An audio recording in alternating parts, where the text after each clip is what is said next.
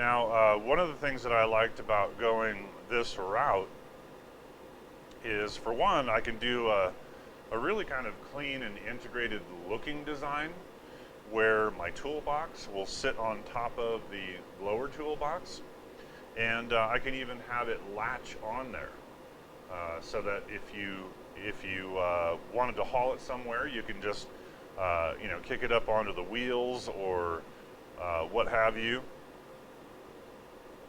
and then wheel it around inside of or wheel it out to an event. Well, I need to start digging out some hardware. I need to start finding this hardware bin, because I have a bunch of hardware that I picked out for the other project, and oh my lucky day, it is right there on top.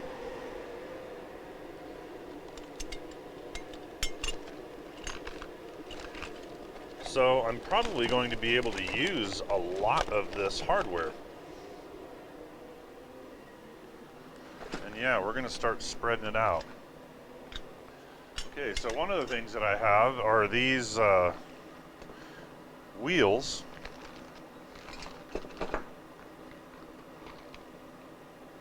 And I have corner adjustable wheels that I was playing around with. May or may not use these, but these brackets right here are kind of a cool thing, where they are designed with a pin. So this, the way this works, this has a wheel on it. I should have all the hardware in here.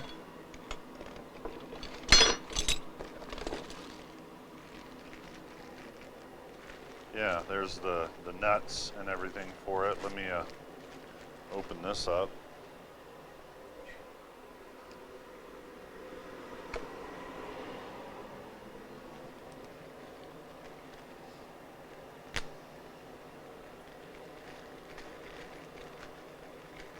I'll have to find a baggie for these. But these are provided with a nut, so that you can bolt this wheel on here.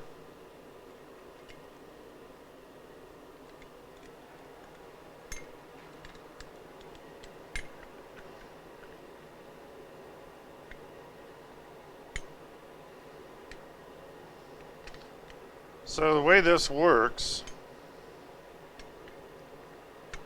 you can see that it has a kind of a cam action to it. So if I made this where this sits on the ground, what you do is you just kick these up, and it lifts the wheels up off the ground, where they might be sitting on the ground, but it's really the base of the cabinet that's going to be sitting on the ground. But when you want to roll it around, you just kick these down, and now you have a fully swiveling wheel that will allow it to move around. Well, this is also set up where these are removable. So you can have this bracket mounted to your cabinet. You drop a pin in there to retain it, and so that stays with your cabinet. Now when you get to where you're wanting to go, you can kick it up to wheel it around, and then drop it down into place, and now it's sitting on the ground and it's nice and stable. So, if you didn't need that function, then you can pull the entire assembly off of there and just kind of save the weight of that. And it's made for pretty heavy-duty machinery and stuff like that, so it should be able to handle what we're doing here. One of the other things that I purchased are these little brackets for legs. And you can kind of see it's got a little latch here that allows the leg to fold, and then it kind of snaps into place. So you can attach this to the underside of your table, and you attach a leg on here. And so when it opens up, if we can get it to open up,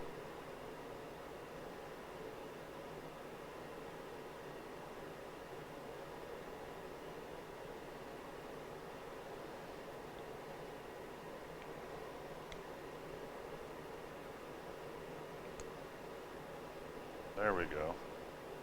That should open. Okay. So now when it opens up, you'll see that that bar snaps into a little notch right there, and it locks the leg at a 90-degree angle. I'm not sure how well these work or how well these will hold up, but they are metal. What I did like about them is that it allows you to attach whatever kind of leg that you want on there. And I have some ideas for that.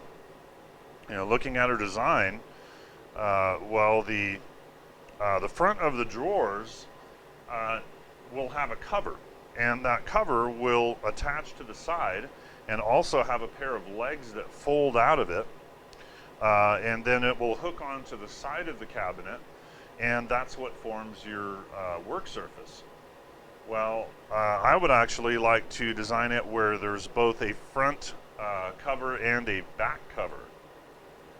And what that'll do is it gives me another tabletop surface to attach out both ways. My toolbox would be mounted right in the middle of all that. And it also creates some interior space where I could put things like my hand pump inside of there, maybe a cordless inflator inside of there, and have it all strapped into the inside of these lids that are going to come off and then form this table. So let me show you. Probably need to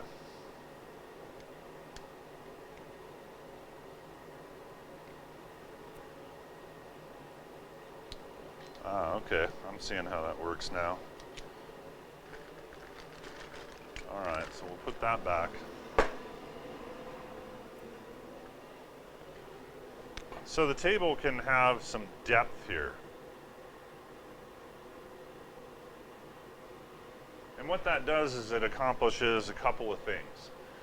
For one, it creates some interior space for this folding leg assembly to swing up inside of here.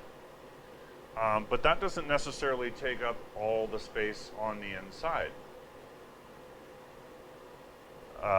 You will have a hollow inside of there, kind of in front of this bank of drawers here, that my track pump can go in there. Whatever I need to accommodate inside of there can go into it. But what I'm trying to kind of work out in my head is, well, how much space do we want to add onto here? Looking at it from a side view, I will need enough cabinet here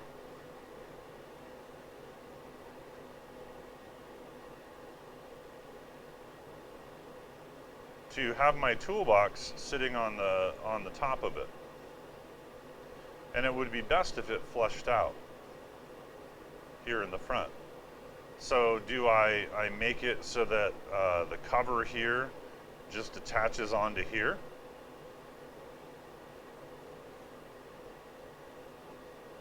And this one just comes off the back, making it even deeper?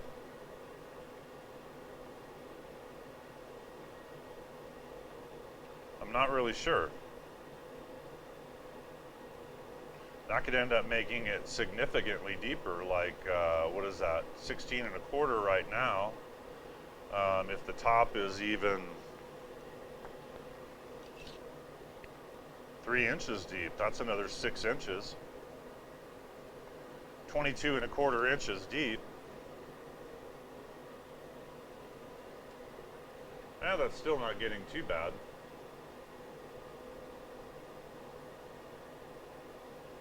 it would be deeper from front to back than it would be from side to side.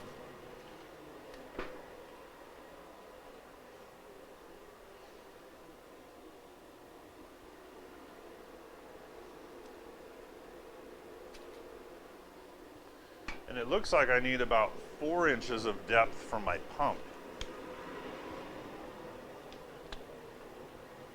I mean, from an aesthetic point of view, what I think I would rather have is the depth of these two tables be the same. I think it would just look better if they were both the same. But since I have another inch of something to accommodate, and that this is also minus the thickness of the top, which would probably be at least a piece of 1/2-inch plywood. There are parts of this that I would want to make out of plywood just for the strength. You know, a work surface like this is going to take a good beating, and so I'd want it to be able to handle that. So the outside box of the unit will probably be made out of Baltic birch plywood, just so that it holds together, and you know, when you're wheeling this over rough terrain and stuff like that. Yes, just so it can handle it.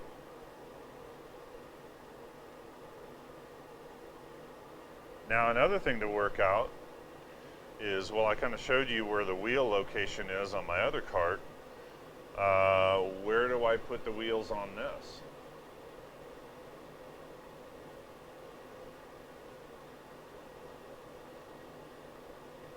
If the wheels were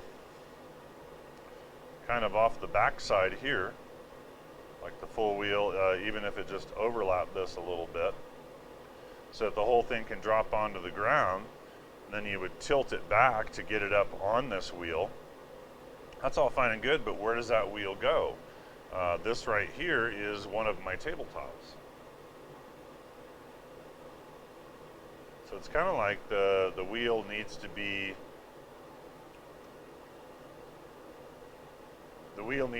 on my on the main cabinet piece right here. So wheel somewhere in here. That's something that I'm still kind of trying to puzzle out. The basic design I just love. You know, this tabletop kind of popping off of here and attaching to the side. I think I have, there's a picture in the Discord of what we're talking about.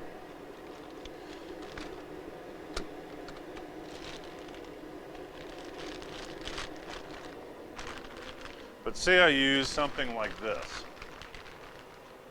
And Marco wants, hey, new camera. Well, kind of. This is actually the same camera that I've been using for this overhead view for a long time. But I've adjusted the resolution on all of the cameras. So they're looking a whole lot better. And yes, as of this morning, I had 12 cameras. My face is missing in the picture. Yeah, it is. And I could put the camera on my face. But I'm still working out some bugs with all that, Marco want. I have one more camera that I will be adding, and as a matter of fact, this one right here that you're looking at is going to be replaced by this one right here,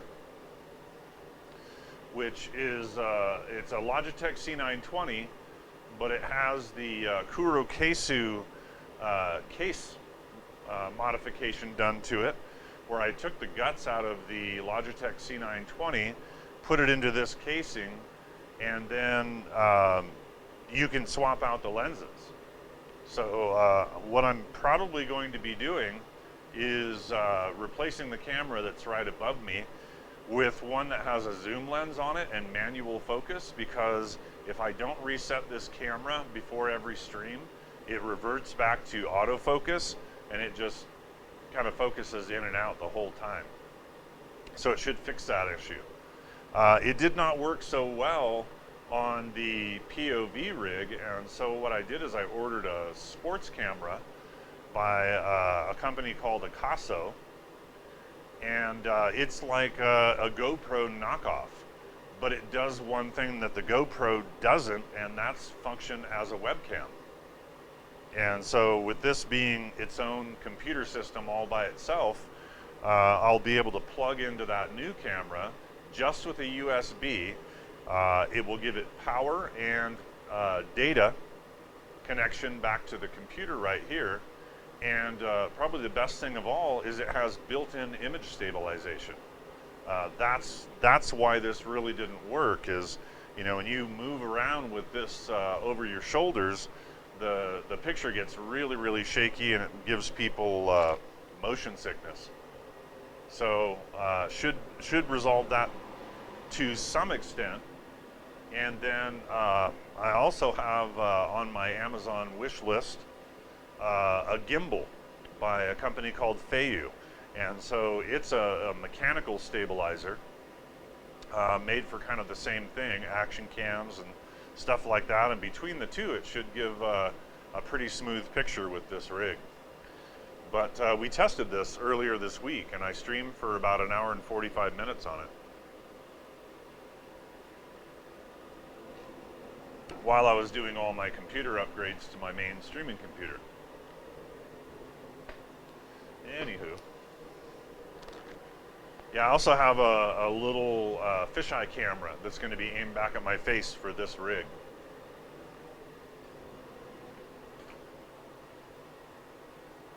So yeah, I know it's getting to be more bicycle season rather than nerd season. So that's one reason why I'm kind of refocusing on this project.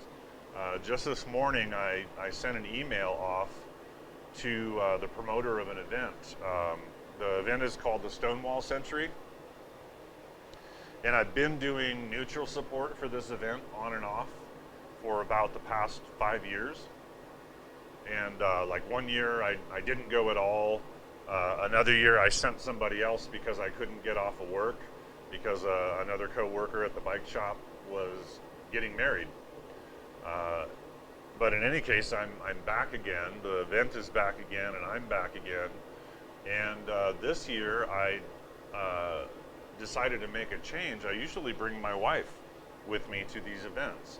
And my wife's a really good sport, and she's very patient with me and all my bike nerdiness. She goes to these events, and there's not a whole lot for her to do. But she sits there and does knitting and stuff like that. You know, she occupies her time. It's a nice little trip out of town for us, because they put us up in a hotel room or a bed and breakfast or something like that. And, you know, she just enjoys being with me. But I thought, wow, you know, what if I invited my youngest son? He lives up in Colorado Springs, Fort Collins, and he's getting into mountain biking. And it's kind of sad because, you know, now that he lives away from me, he can't come over here and get help working on his bike and stuff. And the few trips that I've been able to make up there, we really haven't gotten enough time. You know, it's just kind of a quick weekend trip or something to really delve into bicycle mechanics. And I thought, wow, you know, there's actually a lot of downtime when you do neutral support, because really the only time you're busy is when somebody has a problem and somebody gets to the aid station. And, you know, of course, all hands on deck when they do, but the rest of the time, you know, you're just kind of sitting in a chair waiting for trouble. And I thought, wow, you know, that'd be a really good time. You know, my son can bring his bike. We can go through his bike specifically and talk about how to adjust the drivetrain and all of that stuff, and kind of get him up to speed on all of it. And who knows what that will turn into. You know, it may be that I will gain a buddy that goes to all the bike races with me. That is, if that's what he wants to do. So anyway, I'm just kind of puzzling through options here. You know, like, how do you get this this whole unit to move. It's going to be very heavy. As a matter of fact, the toolbox almost takes 2 people to move. I have most of my other supplies and things in another cart that one person can move, but only because it's on wheels and has an extendable handle like a piece of luggage.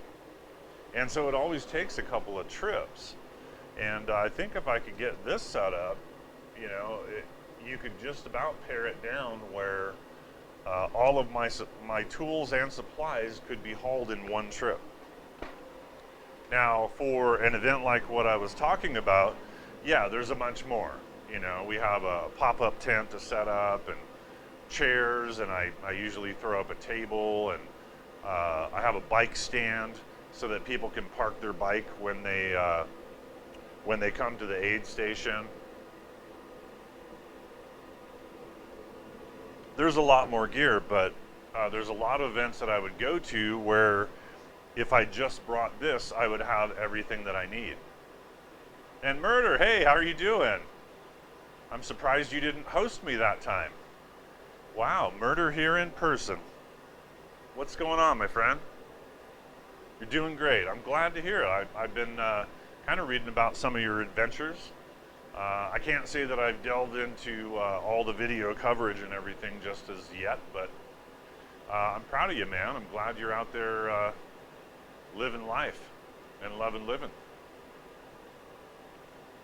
Yeah, I'm kind of looking forward to going out and doing some stuff myself too. You know, this is part of it. This event I kind of got geared up for over the past 5 years. Yep. Exploring the old ghost towns and stuff like that. That sounds really cool. Well, this event is over in La Vida, Colorado. And not a whole lot of people know about this little town, but it's a cool little town. It's kind of off the beaten path.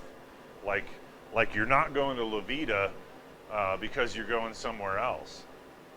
Although you can go up and over Cuchara Pass, and I'm actually wearing a shirt from this place. There's a place there called the Dog Bar, and apparently it's like a real biker destination because it's a nice ride through the mountains on your motorcycle, but the Dog Bar, you're allowed to bring dogs in, and they always had a dog there too. So yeah, if you've been into places where dogs are not allowed, well, the Dog Bar, they allow it. And everything on the menu is named after dogs and stuff like this. It's kind of a biker destination. But if you keep on going up and over, you can go all the way out to a town called Stonewall.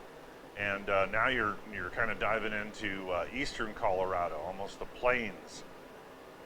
And then you turn around at Stonewall and you ride back up and over Cuchara Pass. So it's a pretty challenging century ride for these riders.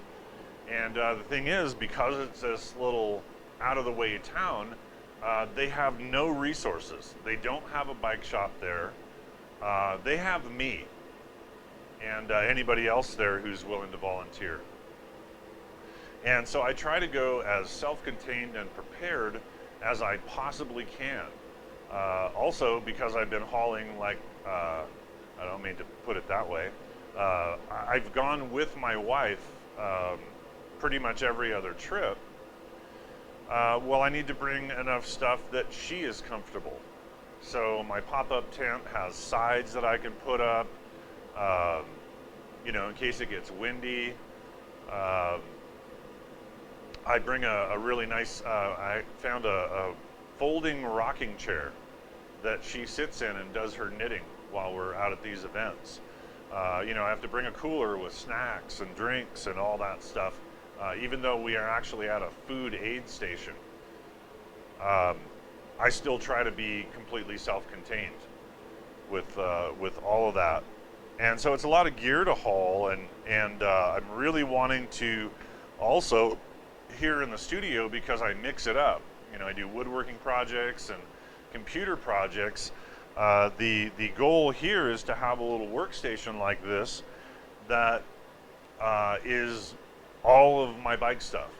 You know, all of the supplies, parts, everything will be contained within this little station, and the whole thing closes up. It takes up very little footprint here in the studio. I can wheel it out of my way to work on a big woodworking project or something like that. And then also, when I leave to go to an event, if you have like separate toolboxes, like your regular toolboxes and then your mobile toolbox, well, at least I do. Sometimes I have my best tools in my mobile toolbox. Well, if I pulled those out and they're laying on the bench, and all of a sudden, you know, the date of the event creeps up on me, well, I just close up this, you know, mobile toolbox and go and realize that I've left that tool on the bench. So if everything goes back into this,